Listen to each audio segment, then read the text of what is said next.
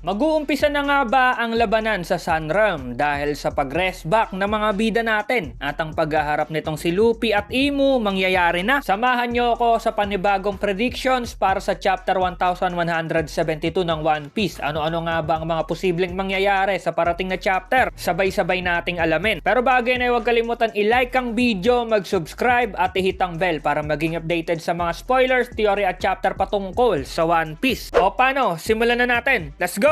Totoong nagtapos na ang flashback ni King Harald dahil sa nakaraang chapter pinakita na ang aftermath ng nangyaring trahedya sa castle. Madami ang nagsasabi na buhay pa daw si King Harald o nakatakas. Ang totoo wala na talaga dahil base dito sa sinato ay wasak na nga ang upper body ni King Harald. At makikita natin sila Elder Jarul, Shanks at Gaba na nalulungkot pa rin sa nangyari. Lalo na itong si Loki dahil siya mismo ang tumapos sa tatay niya. Gusto pa ngang maghiganti ni Loki sa world government dahil sa nangyari. Pinigilan nga siya ni Elder Jarul pero nagpatuloy pa rin to na maghanda at ayain ng mga giant na gustong sumama sa kanya. Pero alam natin na hindi nagawa ni Loki yan in the future dahil nga napigilan siya ni Shanks at nakulong sa underworld. Doon naman sa Marijoa ay dahil sa nangyari kay King Harald itong si Imu nakaramdam nga ng pagkabahala at takot dahil akala niya sa lakas at pagiging ancient giant ni Harald ay wala nang makakatalo dito pero nagkamali siya dahil may nilalang na hindi lang nakapigil sa lakas ni Harald, nawasak pa nito ang pinakamalakas na God's Knight na nagawa ni Imu. Dahil dyan, kahit na gusto pa ulit magpadala ng mga Gorosei ng God's Knight sa Elbap ay pinigilan nga ito ni Imu. Napunta na tayo sa present at alam na ng mga bida natin na inosente si Loki at ito pa mismo ang nagligtas sa Elbap. Nagsorry si Hyro din dito sa kapatid niya at pinakawalan na nila si Loki. Kasabay niyan, dumating ang isang nightmare monster na Draugr at nang makita nila yon ay sinabi na ni Loki na mauna na ang iba at siya na ang bahala sa halimaw na yon. Pero nagpaiwan si Luffy para makita kung paano makipaglaban si Loki. Dito na natin nasaksihan ang isa sa atake ni Loki na Niflheim na nagawa niyang ma-freeze ang Draugr at hindi na nga ito makagalaw dahil doon ay namangha si Luffy dahil isang atake lang ang ginawa ni Loki at hindi na agad nakapalag ang kalaban. Yan ang mga nasaksihan natin sa nagdaang chapter. Neto kaya ano ang mga posibleng mangyayari sa parating na chapter? Alamin natin. Bago ang malawakang labanan na magaganap sa Sunrealm sa parating na chapter ay bibigyan muna tayo panigurado ng ilang mga scene kung anong nangyari sa mga bida natin na nasa taas. Kumbaga bago ang pagdating nila Luffy dahil nga sa nagdaang flashback at mga usapan sa underworld ay wala nga tayong update kung ano ang mga ganap sa ibang mga bida natin. Lalo na dito sa mga Nadome Reversi na mga giant. Madami-dami din ang mga Nadome Reversi ni Imu sa pangunguna nitong dalawa na sila Dory at Brogy. Nagulat tayo no nung bigla na lang nagpakawala ng spell si Imu at matagumpay niyang Nadome Reversi ang dalawang malakas na giant na to. Malamang nasa mga unang scene na makikita natin sa paparating na chapter ay mag-uumpisa na ang paghahasik ng lagim nitong mga giant na nakontrol ni Imu at ang mga pag-iinitan ng mga to ay yung iba pang mga giant at pasukuin na dahil yun nga ang pakay nila Imu. Mapasakamay nila itong Elbap at makontrol ang lahat ng mga giant pati na ang mga batang giant ay ititrain nila para sa hukbo na gagawin ni Imu para nga sa gerang paparating sa future. Sa mga sandali din na yan ay wala rin laban ang mga giant dahil mahirap ngang talunin yung mga nightmare monster ni Killingham. Dito na din siguro i-announce ni Imu o ni Gunko na sila na ang mamamahala sa Elbap at susunod na ang mga giants sa gusto ng world government. Malakas nga ang loob ni Imu dahil nga panigurado na alam niya na yung kaisa-isang giant na kayang lumaban at pumuksa sa mga God's Knight niya ay akala niya napatay na nila Shamrock. Doon lang nagkamali si Imu. Maiba tayo, syempre kasali din dyan itong dalawa pa na God's Knight na si Summers at Killingham. Dahil wala nang ang laban ng mga giant ay dire-diretso na nilang magagawa ang mga mission nila. Wasakan ng library, pahirapan ng mga giant. Kaso nga lang hindi pa tapos ang laban. Dahil posibleng kikilos na ulit itong mga bida natin na syempre andyan sila Jinbei at Robin na baka labanan nga si Summers. Mas okay na magtulong itong dalawa para nga makapalag sa isang God's Knight. Doon naman sa kabilang banda ay ang lalaban kay Killingham, pasamantala ay sila Franky at Ripley. Kaya maganda-gandang laban din yan pag nagkataong mangyari. Pero wag tayong umasa na magtatagal ang laban dahil may mga pit talaga na lumaban sa dalawang God's Knight na yan. Malalaman natin yan maya-maya kung sino. Sa ibaba tayo, malamang na yung ibang mga bida natin katulad ng New Giant Warrior Pirates at itong si Zoro ay patungo na papataas at gumagawa na ng plano kung paano nila haharapin yung mga immortal na God's Knight. Ganon din ang pag-uusapan nila Chopper, Gaban at Sanji na patungo na din sa Sun Realm. Malamang na alam na din nila Sanji at Zoro na Conqueror's Haki ang tanging paraan para masugatan o ang panglaban mismo sa mga immortal na God's Knight. Dahil itong si Gaban ay baka hindi makalaban agad-agad to dahil nagpapagaling pa, kaya ang mga lalaban talaga sa dalawang God's Knight ay itong left hand at right hand man ng future Pirate King. Si Zoro alam natin na may kasanayan na yan sa Conqueror's Haki at mas lumalakas pa nga ang paggamit ni Zoro niyan ngayon. Dahil sa nagdaang arc ay easy na lang sa kanya na makipagsabayan sa mga Gorosei at sinolo lang niya itong awakened na si Lucci. Kaya wala tayong problema kay Zoro. Gusto kong makita na pagpira-pirasuhin niya si Summers para hindi na makagalaw. Kay Sanji naman hindi tayo sure sa kung anong strategy ang gagawin niya para talunin ng isang God's Knight. Alam natin na sa armament at observation malakas si Sanji, pero malay natin sa magaganap na laban bigla na lang makagamit si Sanji ng Conquerors. Dahil left hand siya ng future Pirate King, dapat meron din siya niyan at obvious na ang makakalaban ni Sanji ay itong si Killingham dahil malamang na dun sila patungo sa kinaroroonan nila Ripley. Isa din sa mga baka maglabas ng Conquerors ay si Hyro din dahil kailangan niya din yon sa laban kasi nga sila ang lalaban doon sa mga giant na Nadomi Reversi. Saka posible din na magkaroon si Hyro din dahil si King Harald ay merong Conquerors at itong si Loki. Kaya posibleng ma-unlock at mailabas ni Hyro din yung Conquerors niya sa labanan na parating. Dahil yung haki na yan ang tanging panglaban talaga sa mga immortal na God's Knight. Kung dapat magkaroon na ang ilan sa mga bida natin ng haki na ganyan ay ito na yung talagang panahon. Dito naman tayo sa dalawang makulit. Sa palagay ko tapos na yung pagpapabagsak ni Loki doon sa Draugr at baka may mga konting kwentuhan tayong makita kila Luffy at Loki. Parang magkakakilanlan ba ang dalawa dahil alam natin na itong si Luffy gustong ayain na maging member si Loki ng Straw Hat. Maraming posibilidad na mangyayari pagdating dyan. Pwedeng sumali din talaga si Loki kay Luffy dahil baka kay Luffy na niya makita yung kagustuhan niyang maglakbay. Dahil dati gusto nga niyang sumama kay Sebek, baka mabago na yan ngayon at kay Luffy na siya sumama. Maraming pwedeng dahilan para dyan si Loki. Mas mag-explore pa dahil hindi nga nakaalis nun si Loki. Magigante at sumama kay Luffy dahil mangyayari in the future na pupunta sila Luffy sa Marijoa. Baka maikwento din ni Loki ang dahilan kaya naglaban sila ni Shanks at naikadena siya doon sa Underworld. At mukhang may mga sagot na din tayo para dyan dahil nga itong si Loki ay gustong sugudin si Imu sa Marijoa. Dala ang ibang mga giant pero siguro pinigilan siya ni Shanks dahil nga baka hindi pa yan ang panahon at baka mapano si Loki doon. Pwede din na inaantay lang ni Shanks na lumitaw yung susunod na Joy Boy at sa oras na yon may chance na sila na lumaban sa world government. Kaso dahil sa makulit at pasaway si Loki ay dyan na nagkaalitan si Shanks at si Loki. Kaya siguro naglaban sila. Baka din makwento ni Loki ang nakakausap niya na si Momosa aka si Shirahoshi. At ma-surprise si Loki na kilala din ni Luffy yon. Asahan natin yan sa next chapter na may mga kwentuhan dyan si Luffy at Loki bago nga sila umakyat sa Sun Realm. At finally posible sa paparating na chapter na din ay mangyayari na ang pag-akyat nitong si Luffy at Loki sa Sun Realm. Ilang mga buwan ang inantay natin para sa tagpong to at ngayon mangyayari na. Tandaan natin na itong si Imu hindi pa niya nakikita si Luffy sa Sun Realm at baka alam niya na wala doon si Luffy. Pati na rin si Loki akala niya patay na yung anak ni Harald. Kampante si Imu na walang sagabal sa pagsugod nila doon. Kaso nga lang mauuna na doon sila Zoro at Sanji. Pati na rin sila Hyro din. Mga bigatin din na hadlang sa God's Knight yan. Pero malamang sa next chapter magkakaharap-harap na itong si Imu at ang mga kinatatakutan niyang mga karibal. Una na dyan yung nakasira ng pagkontrol niya sa pinakamalakas niyang God's Knight na si Harald at napatay pa. Hindi niya akalain talaga na matatalo pa ang napakalakas at immortal na ancient giant na si Harald. Kaya hindi birong threat si Loki para sa kanya. Tapos kasama pa ni Loki ang talagang karibal niya mula pa nung Void Century na ito nga si Joy Boy. Malamang na magugulat talaga at matatakot si Imu sa dalawa na to. Hindi ko alam kung paano ang gagawing reaksyon o hakbang ni Imu pag nakita niyang papasugod na si Loki at Luffy. Nakaka-excite talaga makita yan. Diba nagpakitang gilas na si Loki? Ngayon naman pagdating nila sa Sun Realm ay si Luffy naman ang magwa-warm up dyan at sa unang pagkakataon makikita ni Loki ang tunay na form ng Sun God Nika. Sobrang daming mangyayari sa parating na chapter at sure na ma-hype na naman tayo kaya abangan natin yan mga katambay. Sa mga nasabi ko na theory o pananaw ay mas mabuti pa din na abangan na lang natin ang mga susunod pa na chapter. Na-excite lang tayo dahil palupit na ng palupit ang mga nangyayari. Kayo mga katambay, ano sa palagay nyo ang mga posibleng mangyayari sa parating na chapter? Comment nyo lang sa baba at babasahin ko yan. Salamat sa pagnood at see you sa next video. Over now!